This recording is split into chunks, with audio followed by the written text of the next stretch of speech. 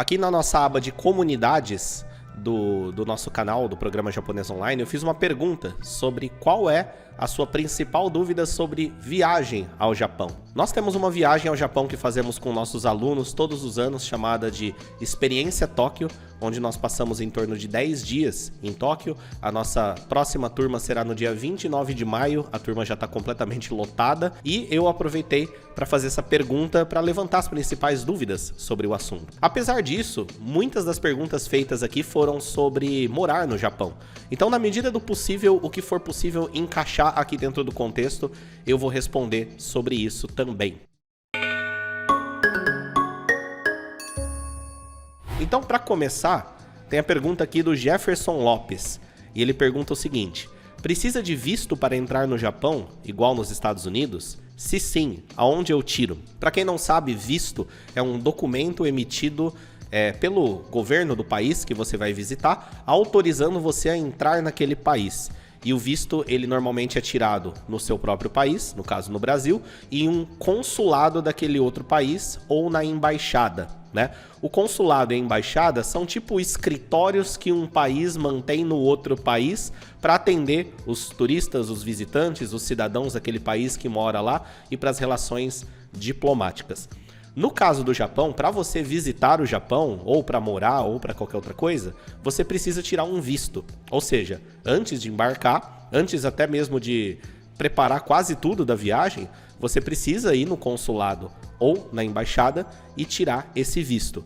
Cada tipo de visto vai ter seus próprios pré-requisitos, né? Por exemplo, o visto para turismo vai ter algumas exigências. O visto para você estudar no Japão vai ter outras exigências. O visto para trabalhar no Japão vai ter outras exigências. Para você fazer turismo no Japão, inclusive os nossos alunos da Experiência Tóquio, precisa tirar um visto de turista. Como que funciona isso? Basicamente, pode ser feito por um despachante, pode ser feito por uma agência de viagens que está acostumada a fazer isso.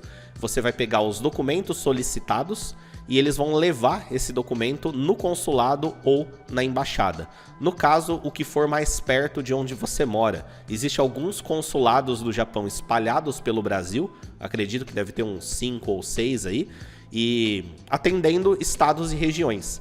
Então isso vai ser feito no que for mais próximo de onde você mora. E aí, levando os documentos lá que comprovam a sua viagem, documento que mostra a data que você pretende ficar no Japão, e tudo que solicitarem lá, dentro de 3 dias o seu visto fica pronto, caso aprovado. No caso dos vistos para os Estados Unidos, precisa fazer uma entrevista, né? E o visto dos Estados Unidos, ele é colocado no seu passaporte uma vez, e aí você pode fazer várias viagens e voltar durante 10 anos, né? Ele tem validade de 10 anos. O caso do Japão é um pouco diferente.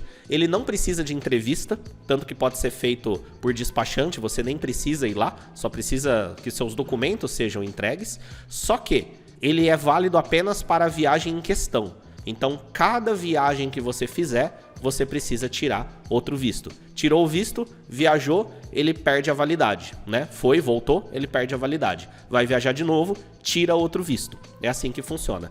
Não é um processo complicado. Se você fizer com despachante ou agências, eles vão te orientar em relação à documentação para você entregar toda a documentação correta. Então, eles vão analisar a sua documentação antes de levar até o consulado, para ter alta probabilidade do seu visto ser aprovado, beleza?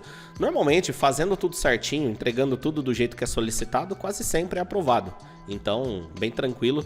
No caso dos nossos alunos nas nossas viagens, nunca teve alguém que não teve o visto aprovado. Eu já tirei várias vezes também e sempre foi aprovado normalmente, beleza? E aí o Hugo Eder perguntou aqui se uma pessoa que vai como turista pode ficar mais de 1 mês. O visto de turista, ele pode durar até 3 meses, né? Igual na maioria dos países que você faz turismo, o tempo que pode permanecer normalmente é 3 meses. Então você pode fazer uma viagem de 3 meses, se você quiser. Se não me engano, existe o visto de 15 dias, 1 mês e 90 dias, né? 15 dias, 1 mês e 30 dias. E se você organizou uma viagem que tende a durar 10 dias, eles devem te dar ou um visto de 15 dias ou de 1 mês. Se você organizou uma viagem que dura mais de 1 mês, eles já te dão um visto de 90 dias, tá bom? Ó, o Rafael Feitosa perguntou: Sonho em morar no Japão, porém fui procurar sobre e fiquei confuso. Do que eu preciso realmente para morar lá? O que a embaixada pede para mim? Rafael, provavelmente você ficou confuso porque você procurou sobre isso de uma forma um pouco abstrata, um pouco abrangente demais. Se você simplesmente colocar como morar no Japão, vão aparecer informações sobre inúmeras formas diferentes de morar no Japão. Como você não tem muita clareza sobre qual é a forma mais adequada para você, as informações vão estar espalhadas, confusas, às vezes até uma contradizendo outra. Existem várias formas de morar no Japão de acordo com a possibilidade que se encaixa para você.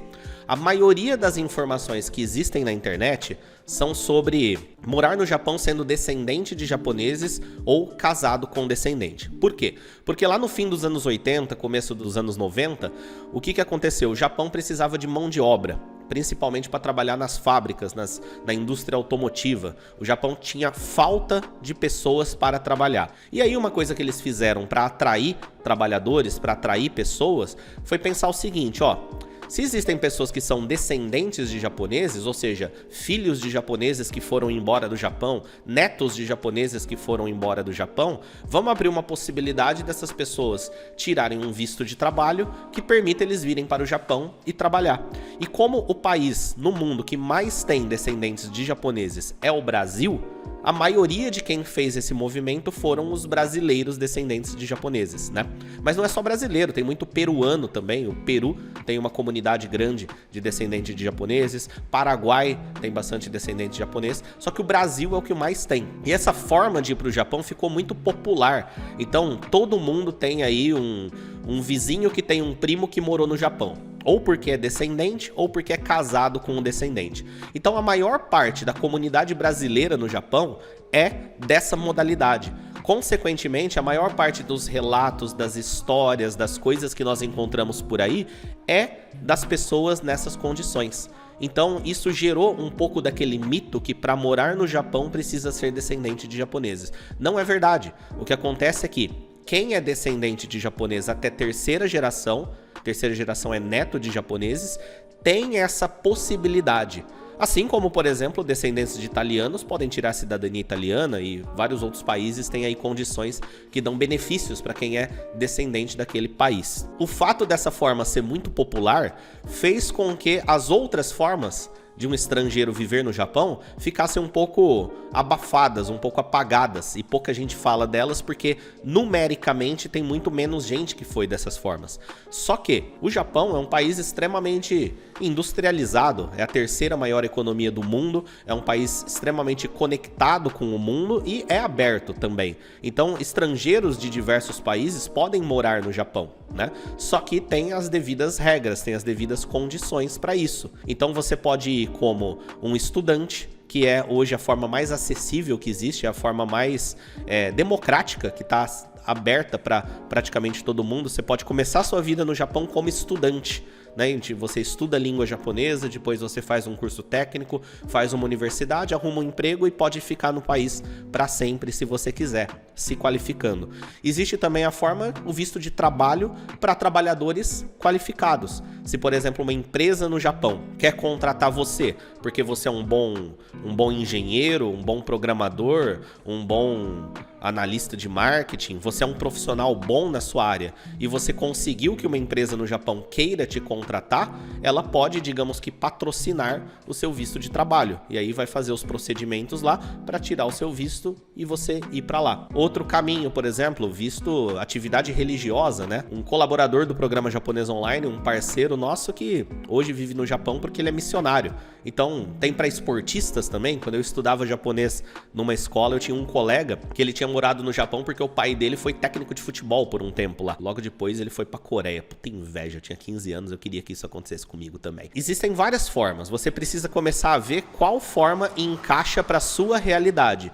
E eu acredito que a forma mais acessível seja começar como estudante. Aí tem outra pergunta aqui, ó, do Arte a Mais. Quero saber se eu ir sozinho sem estar casado com uma descendente de japonês, eu posso arrumar um trabalho no mesmo mês e já requerir o visto de trabalho. Isso é possível ou não? Novamente, nessa pergunta existe uma mistura de conceitos, né? Tipo, ir para o Japão sem estar casado com uma descendente. Mas como você vai para o Japão sem estar casado com uma descendente? Como estudante? Como turista? Com visto de trabalho porque você foi contratado? Como você vai? Você tem que começar a entender o que são vistos, quais são os requisitos para cada visto e qual que é o caminho que você tem que trilhar para conseguir aquele visto.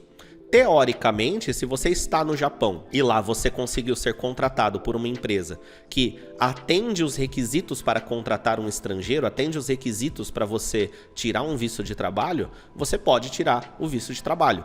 Só que esse tipo de visto é somente para trabalhos qualificados, né? O que é trabalho qualificado? Que exige ensino superior. Não que trabalho que não tem ensino superior não seja qualificado, mas para esse tipo de visto, eles consideram trabalho qualificado como trabalho de quem tem ensino superior e está sendo contratado devido às habilidades que a pessoa tem naquela área. Então, no seu caso aqui, que fez essa pergunta, minha recomendação é estudar um pouquinho mais sobre como funciona o processo de imigração para outro país e depois afunilar isso para o Japão.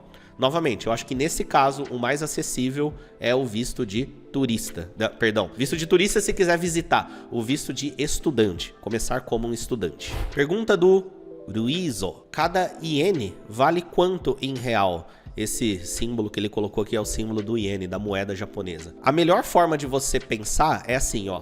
100 ienes equivale a aproximadamente R$4, tá bom? 100 ienes, R$4. 100 ienes é equivalente a $1, mais ou menos. Hoje nem tanto, porque o iene deu uma desvalorizada perante o dólar, né? Tanto que $1 é R$5 e alguma coisa, e 100 ienes é R$4 aproximadamente.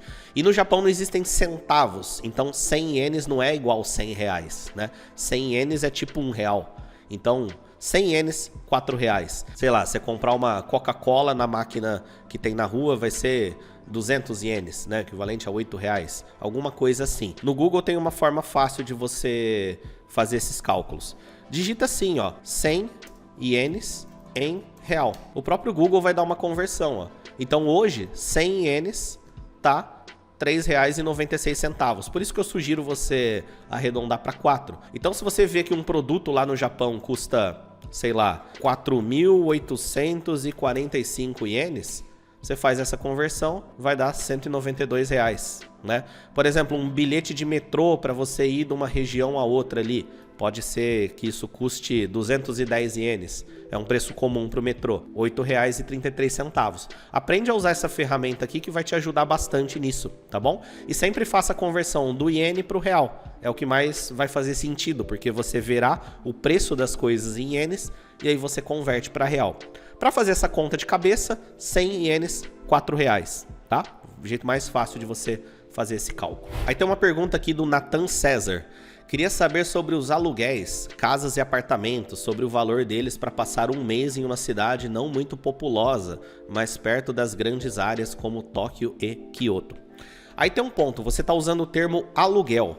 Alugar de fato um lugar para você, né? O aluguel tradicional com contrato, isso acontece somente para residentes, para quem vai morar no Japão, seja como estudante, como trabalhador, de alguma forma, tá bom?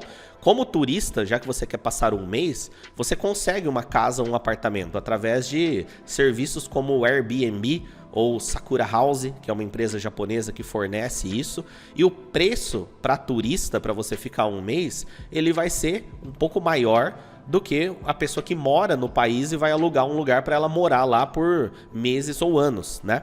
E a melhor forma de você saber isso é você entrar no Airbnb. Sempre fico em Airbnb quando eu vou para o Japão. Você falou perto de Tóquio ou Kyoto, né, por exemplo. Então vamos colocar aqui Kyoto. Aqui você dá uma estimativa de quando que você quer. Pode colocar o preço de um mês. Estou fazendo esse vídeo em janeiro de 2023. Vamos supor que você quer fazer essa simulação para agosto de 2023. Então, ó, ele tá dando vários apartamentos aqui e esse é o preço por 30 dias, é o preço por mês. Então esse aqui, ó, 4.660. Como eu disse, é um pouco mais caro porque não tem um contrato, né? Não é uma moradia com um contrato para você ficar meses e anos. É um apartamento mobiliado e completo, preço para turista. Mas é relativamente acessível, né? Você tá fazendo a viagem da sua vida, ficando um mês no Japão, 4.660 para ter um apartamento só seu em Kyoto é acessível. Considerando que você vai ter um planejamento, você vai juntar dinheiro para isso, você vai se organizar, você pode colocar alguns filtros aqui de acordo com o preço, de acordo com o tipo de acomodação que você quiser e assim por diante. E todos esses pode dividir com pessoas também.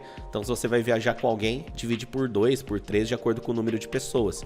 Em cada anúncio aqui ele vai avisar qual que é o número máximo de pessoas que pode ficar naquele lugar. Roga fez a seguinte pergunta: os japoneses têm preconceito com tatuagem? Isso pode ser um empecilho para arrumar emprego? Olha, essa é uma questão que é o seguinte: sim, tatuagem não é uma coisa tão comum no Japão quanto é no Ocidente, tão normalizada, não é uma coisa tão... Hoje no Brasil todo mundo tem alguma tatuagem em algum lugar, você sai na rua, tá cheio de gente com tatuagem, normal. No Japão não é normal, né? Entretanto, existe uma relevância maior pelo fato de você ser estrangeiro. Então não é que existe um preconceito, ninguém vai julgar que você é criminoso, bandido porque tá com tatuagem, né? Mas sim, é uma coisa diferente. A recomendação que normalmente fazem é que você cubra, né? Que você use roupa de manga comprida, se ela tá bem aparente no braço, ou até mesmo se o seu objetivo é construir uma vida no Japão, considere até fazer uma remoção, tá? Mas isso não é um impeditivo, você pode ser turista no Japão normalmente, ninguém vai te encher o saco, ninguém vai falar nada, ninguém vai te proibir de entrar em algum lugar, ninguém vai te olhar feio, não. Mas se você pretende morar no Japão, pretende trabalhar no Japão, né, deixa um pouco mais reservado, e se for uma coisa muito aparente, que você estude a possibilidade de fazer uma remoção. Não é uma coisa tão normalizada no Japão. Nos últimos tempos vem se normalizando mais, porque muitos estrangeiros indo no Japão e os japoneses tendo contato com isso e vendo que não é uma coisa, não é um bicho de 7 cabeças uma pessoa de tatuagem, né? Porque não é. Mas ainda é uma coisa diferente por lá. Yukari Akiyama perguntou: vai ter alguém para me acompanhar após a saída do avião? Depende de qual forma você tá falando para ir para o Japão. Por exemplo, se você vai como turista sozinho ou sozinha, acho que é mulher por esse nome aqui. Se você tá indo sozinha, né?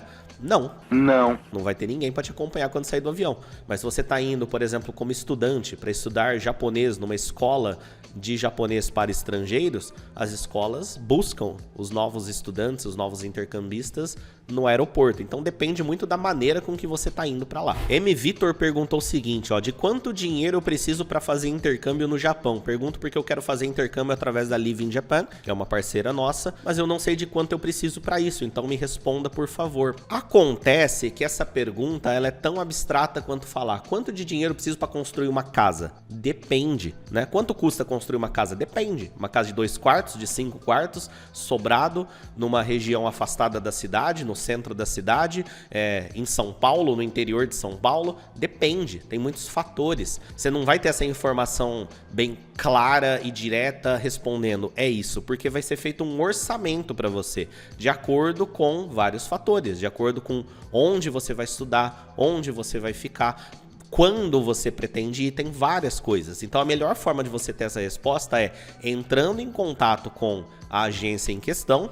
Você citou a Living aqui, pode ir na Living, gosto muito da Living, trabalhamos juntos com a Living, mas seja lá qual for a agência, entrar em contato e falar: eu tenho interesse em fazer um intercâmbio no Japão, vamos fazer um orçamento? Vamos fazer um orçamento. E aí, isso vai ser levantado para você e você terá essa resposta. Raíssa fez a seguinte pergunta: tem alguns outros empregos para estrangeiros no Japão, além de fábricas? Volta que eu falei lá no começo, né, sobre a lei de imigração que facilitou a vinda de descendentes de japoneses para o Japão por causa da necessidade de mão de obra que o Japão tinha. Não existe nenhuma relação de causa e efeito entre estrangeiro trabalhar em fábrica. Tem nada a ver isso daí. Acontece que o Japão precisava de pessoas, e ainda precisa até certo ponto, de pessoas para trabalhar em fábricas, E para atrair estrangeiros, eles criaram essa facilitação para ir ao Japão para quem é descendente de japoneses. Então ficou associado, né? Ir para o Japão, trabalhar em fábrica. Descendente de japonês, trabalhar em fábrica. Estrangeiro, trabalhar em fábrica. Por mais que exista essa tendência, isso não é uma regra, tá? Eu tenho um amigo que trabalha no Japão como tradutor do manual em japonês para o inglês e vice-versa, para o espanhol e coisas do tipo.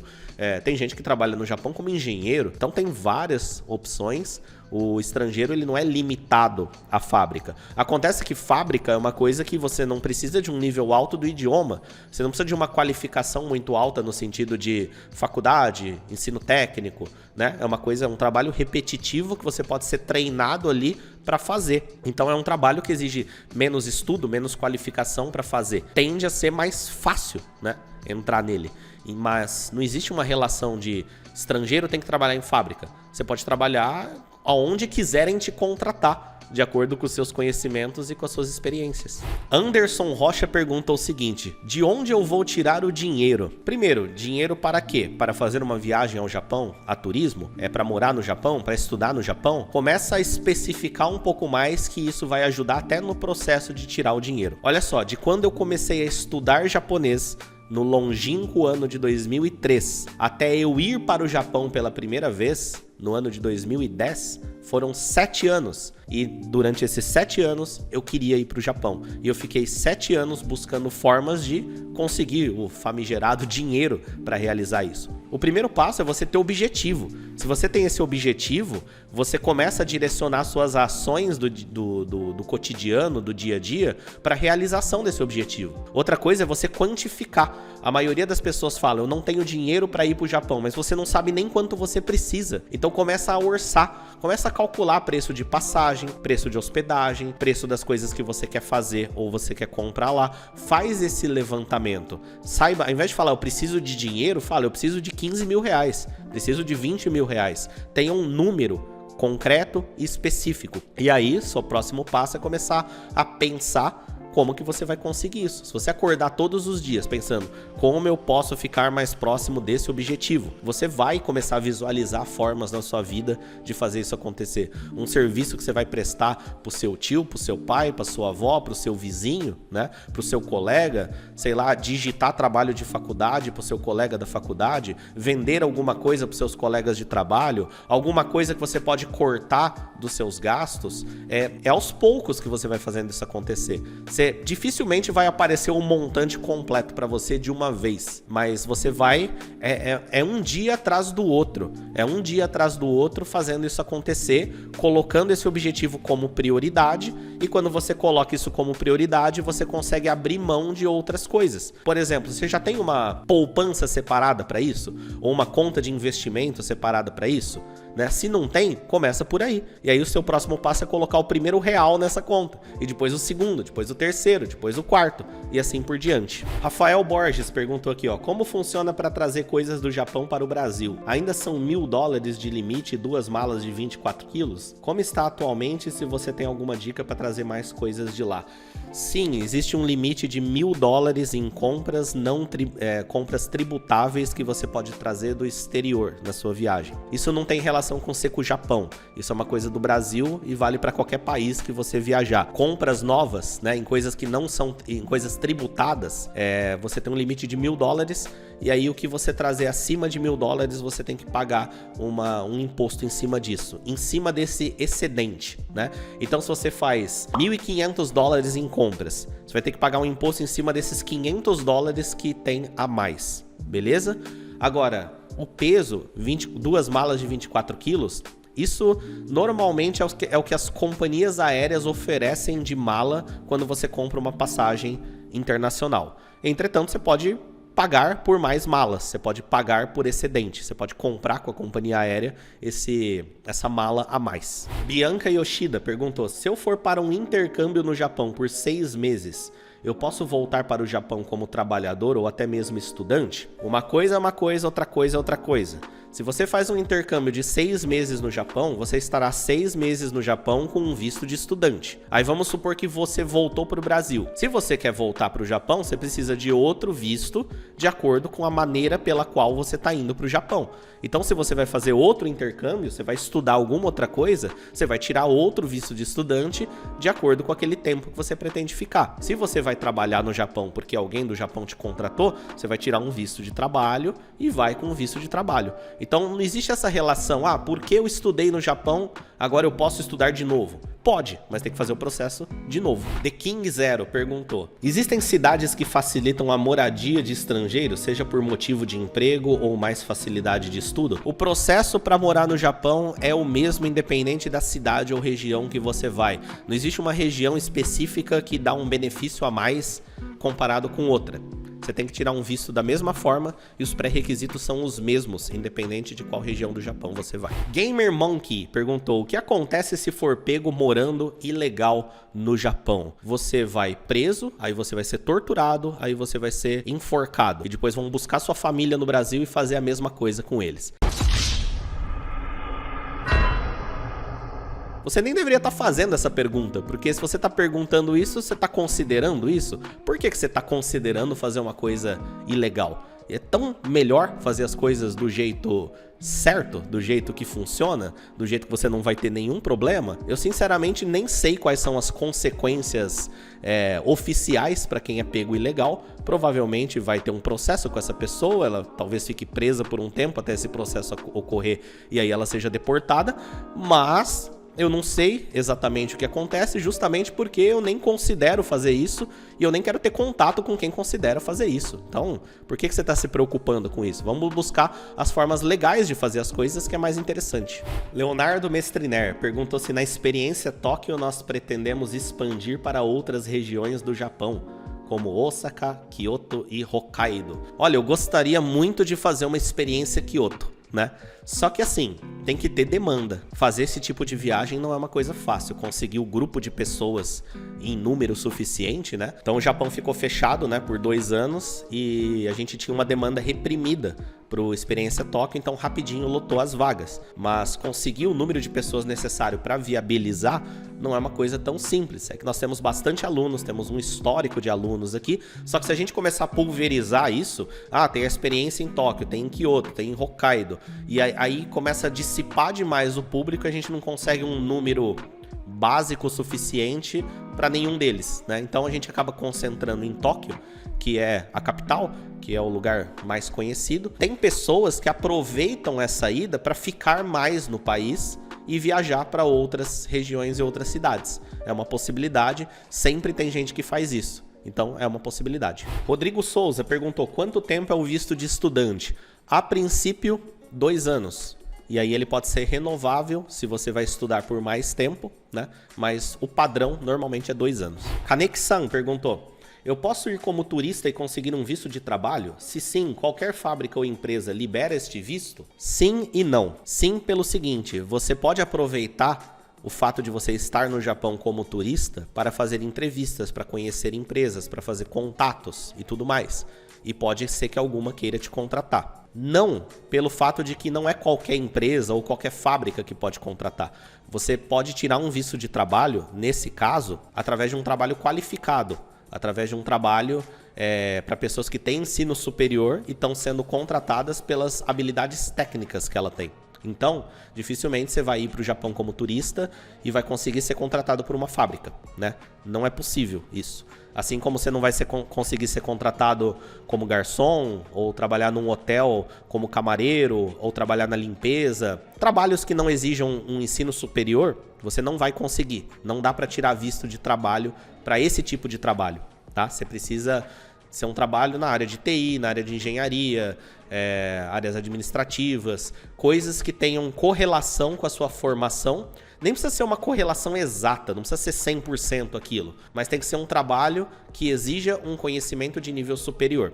E aí, se você aproveitar o seu período como turista no Japão para conhecer, para ir em entrevistas, para buscar oportunidades, aí você consegue tirar um visto de trabalho. Mas raramente você consegue fazer isso ficando lá. Você tem que retornar para o Brasil, tirar o visto, porque aí vai ter um documento lá chamado certificado de elegibilidade, que vai ser mandado para você no Brasil, para você no consulado ou na embaixada tirar o visto de trabalho e aí retornar para o Japão. Existe alguma bolsa gratuita para cursar alguma universidade no Japão? Sim, procure por MEXT. M-E-X-T-E. Acho que é isso, né?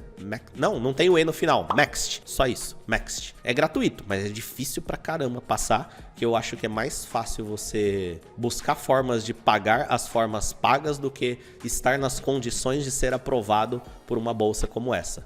Realmente não é para qualquer um. Clisman perguntou como que renova o visto? Tem que ser no país de origem ou no Japão mesmo se consegue fazer? Se você tem um visto de estudante ou um visto de trabalho, você renova no próprio Japão. Outra pergunta aqui do Clisman. Como que eu posso arrumar algum lugar para eu pousar no Japão? Por exemplo, hotel, pousada, tem que fazer isso antes de chegar no país ou lá mesmo pode se arrumar moradia? Olha só, novamente existe uma confusão de termos aqui. Por exemplo, moradia, normalmente moradia é para quem vai morar no lugar, né? Aí está falando de hotel. Se você está indo para o Japão para fazer turismo, para conhecer, você reserva os lugares que você vai ficar antes. Estando no Brasil, você reserva tudo online. Sites como Booking.com, Trivago, que mais que existe aí? Hotels.com, Airbnb, que eu mostrei para vocês agora há pouco. Você vai encontrar o lugar que você vai se hospedar, né?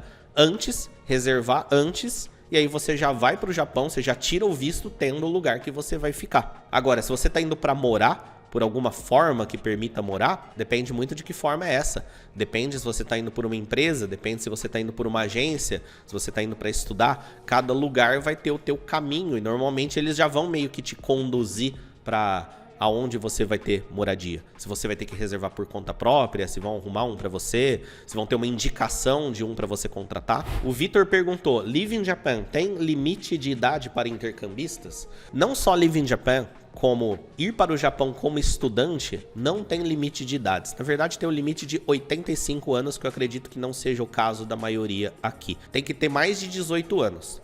Só que se você tem menos de 18 anos, às vezes a pessoa tem 16 anos e fica preocupada porque não pode. Só que assim, dificilmente você vai entrar num projeto desse para embarcar daqui 6 meses ou daqui 1 ano. Então se você tem menos de 18 anos, você vai usar esse tempo para se preparar financeiramente, parte de documento, familiarmente, para você ir quando tiver mais de 18. Mas ir para o Japão como estudante, para estudar língua japonesa numa escola para estrangeiros, não tem um limite máximo de idade. Algumas escolas podem ter um limite imposto por aquela escola, mas não existe limite para tirar o visto. Então você não vai para uma escola que tem o limite que esteja além da tua idade, né? Ou abaixo da tua idade. Mas tem escolas que não tem limite. Bom, pessoal, essas foram as perguntas que eu respondi aqui. Muito obrigado a todo mundo que perguntou, todo mundo que participou. E vão deixando as suas dúvidas aqui para eu gravar novos vídeos respondendo dúvidas gerais sobre viagem ao Japão. Beleza? Clica no gostei no vídeo, se inscreve no canal se você não está inscrito e nos vemos nos próximos vídeos.